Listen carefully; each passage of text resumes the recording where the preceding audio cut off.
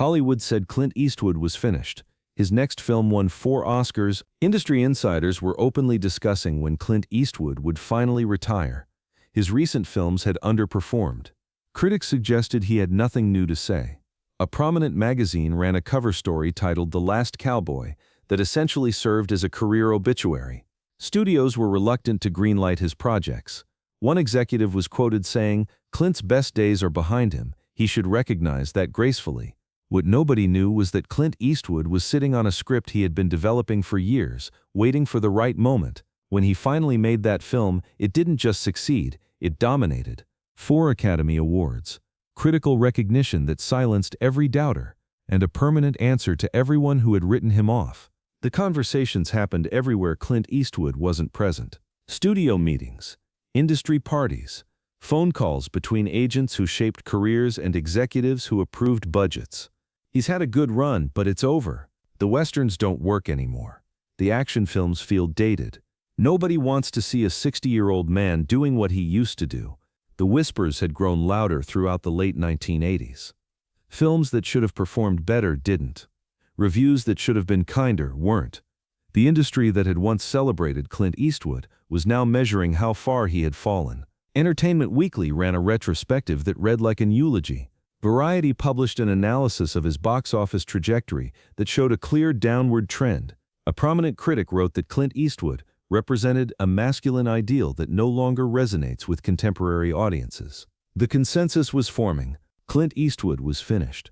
In his home office, Clint Eastwood read through a script he had acquired over a decade earlier. The pages were worn from multiple readings. Notes filled the margins. Ideas about character, about theme, about the kind of film this material could become. The script was called Unforgiven. It told the story of a retired gunfighter who took on one last job with violent consequences.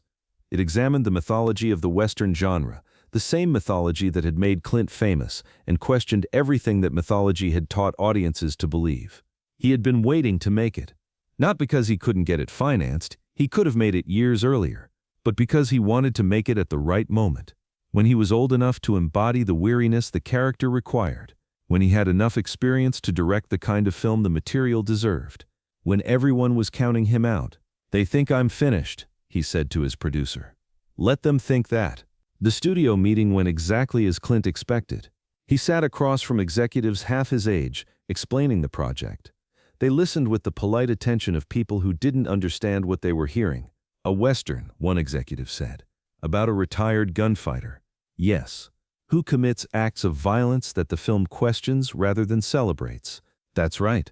This is different from your previous work. That's the point." The executives exchanged glances.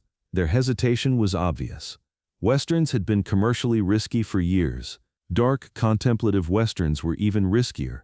A dark, contemplative westerns from a filmmaker whose recent work had underperformed seemed like a formula for disaster. "We have concerns," the lead executive said. "I'm aware of your concerns. I've been hearing them for 3 years. The budget you're proposing is modest, $14 million. I'll bring it in on time and under budget. I always do. The commercial prospects are uncertain, but commercial prospects are always uncertain. What I'm offering is a film that will matter. That's harder to find than commercial success." The studio eventually agreed.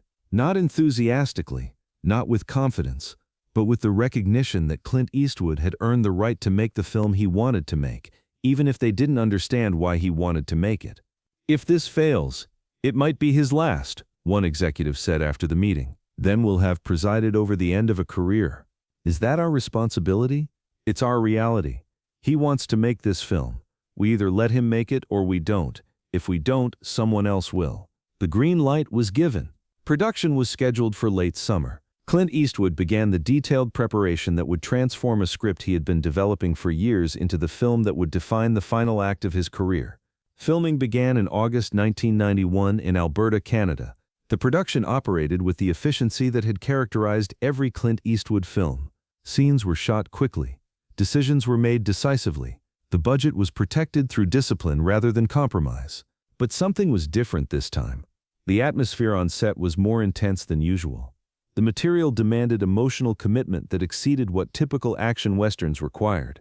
The cast, including Gene Hackman, Morgan Freeman, and Richard Harris, brought depth to characters that could have been archetypes but became something more. "This isn't like your other films," Gene Hackman observed during a break in shooting. "No, it isn't. It feels more personal. It is more personal. Everything I've learned about Westerns, about violence, about the mythology we've created, it's all in this film, including questions about whether that mythology was true, especially those questions." The studio executives reviewed the daily footage with growing uncertainty. What they were seeing didn't match their expectations. The film was darker than they had anticipated. The violence was more brutal and more consequential. The hero was more flawed, more compromised, more human than the characters Clint Eastwood typically played. "Is this what we approved?" one executive asked. "This is what he pitched. It doesn't feel like a Clint Eastwood film. Maybe that's intentional." The executives debated whether to intervene. They had contractual rights to require changes. They could insist on a different approach, a lighter tone, something more commercially accessible. They decided against intervention. "He's earned the right to fail on his own terms," the lead executive concluded. "If this doesn't work, at least it will be the film he wanted to make."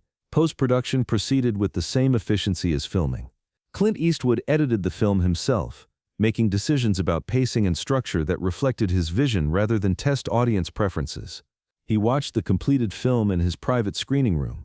The story unfolded as he had intended, a meditation on violence, on consequence, on the mythology that Westerns had created, and the reality that mythology obscured. The film asked difficult questions. Were the heroes of Western mythology actually heroes? Or were they killers who had been romanticized by storytellers who didn't understand the weight of taking a life? What happened to men who had committed acts of violence when they tried to leave that violence behind? Could anyone truly escape the consequences of their past? Clint Eastwood had made many Westerns in his career. This one felt different. This one felt like the conversation he had been preparing to have for decades. The first industry screening was held in early 1990s. Critics and entertainment journalists filled the theater, many of them expecting to see the final decline of a filmmaker whose best work was behind him. What they saw surprised them. The film was not what they expected from Clint Eastwood. It was more ambitious, more contemplative, more willing to examine and question the very genre that had made its director famous. The screening ended in silence. Then applause began. Hesitant at first, then growing. One critic was overheard saying, "That wasn't a Western. That was a deconstruction of the Western, and it might be the best film he's ever made." The reviews that followed confirmed this assessment.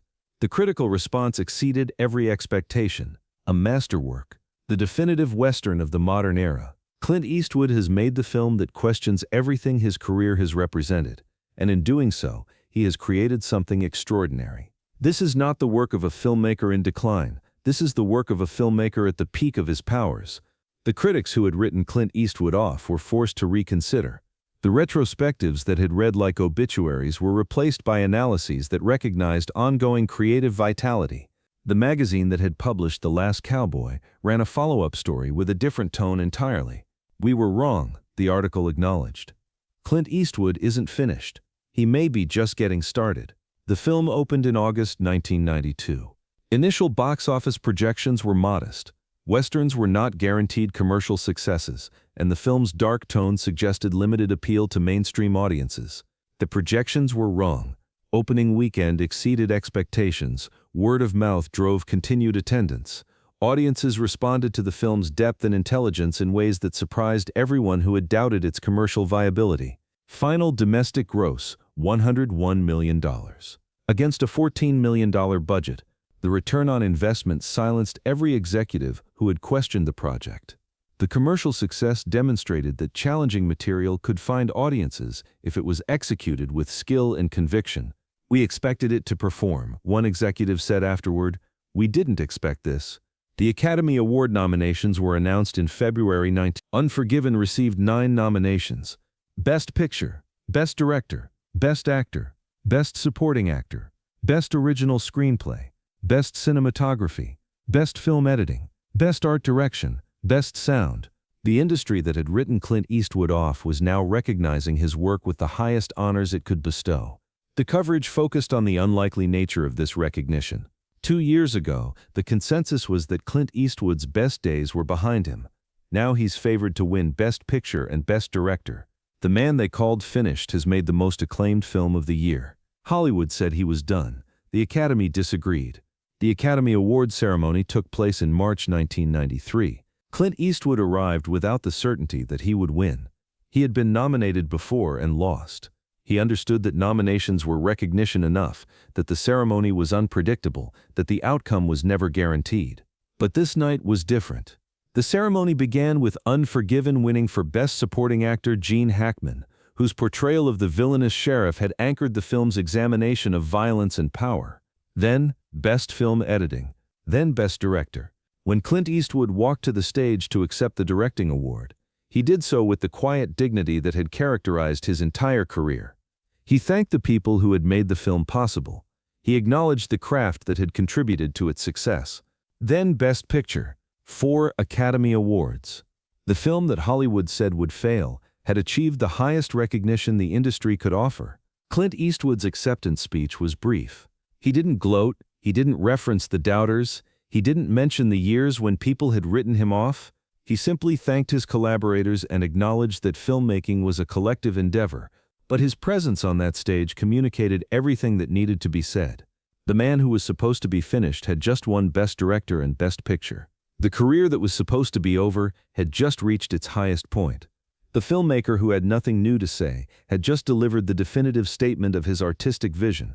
He didn't need to mention the criticism. His success had already answered it. The morning after the ceremony, Clint Eastwood returned to work. He had projects in development, scripts to review, decisions to make. The Academy Awards were meaningful, but they were not an ending. They were a milestone in an ongoing career.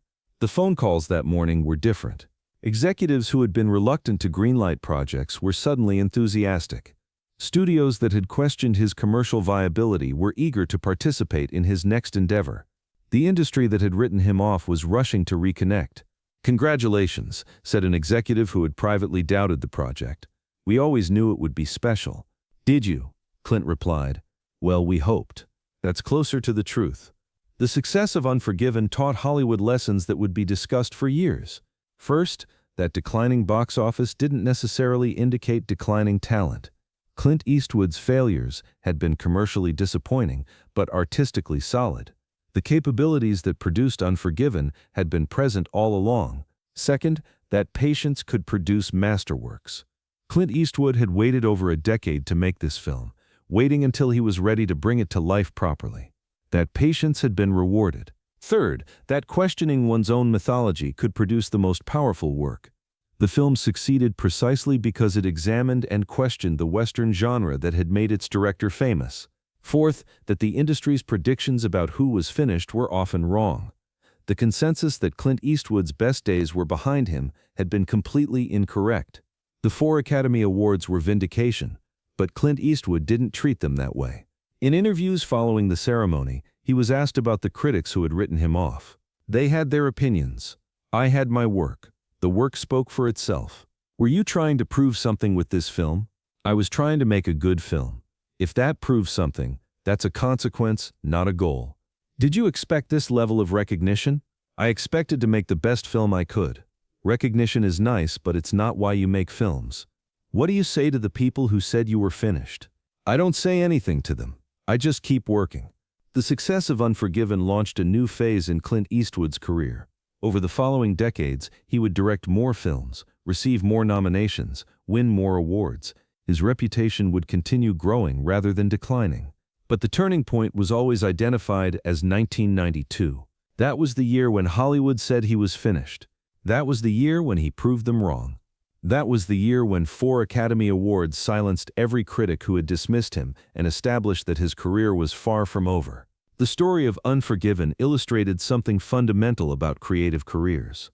External assessment often lagged behind internal capability. The critics who said Clint Eastwood was finished based their assessment on recent box office performance. They didn't understand that commercial disappointment could coexist with artistic growth. They measured the wrong things and reached the wrong conclusions. Clint Eastwood understood this. He didn't argue with the critics. He didn't defend his recent work. He didn't try to convince anyone that their assessments were wrong. He just kept working. He waited for the right project. He made the film he had been preparing to make for years. And when that film succeeded, the success spoke louder than any defense ever could have. The film industry absorbed the lesson in various ways. Some executives became more cautious about writing off established filmmakers. The experience of being wrong about Clint Eastwood made them reconsider how they evaluated careers in apparent decline. Some critics became more nuanced in their assessments. The failure to anticipate Unforgiven suggested that measuring creative potential was more complicated than measuring recent commercial performance. Some filmmakers took inspiration from the example. If Clint Eastwood could be counted out and come back with the best work of his career, perhaps similar opportunities existed for others who had been dismissed. The story became a touchstone, a reminder that the industry's collective wisdom was fallible, that predictions about who was finished often proved wrong, that patience and preparation could produce results that surprised everyone. Years later, Clint Eastwood was asked about that period. What was it like knowing that people thought your career was over? It was clarifying. When people stop expecting things from you, you're free to focus on what matters rather than what's expected.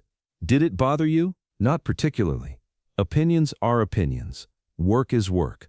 I've never confused the two. What would you tell someone else who's being written off? I'd tell them to keep working, to focus on the craft rather than the criticism, to understand that external assessment is often wrong, especially when it's negative. The people counting you out don't have access to what you're actually capable of. Only you know that. The 4 Academy Awards sat in Clint Eastwood's home office. He didn't display them prominently.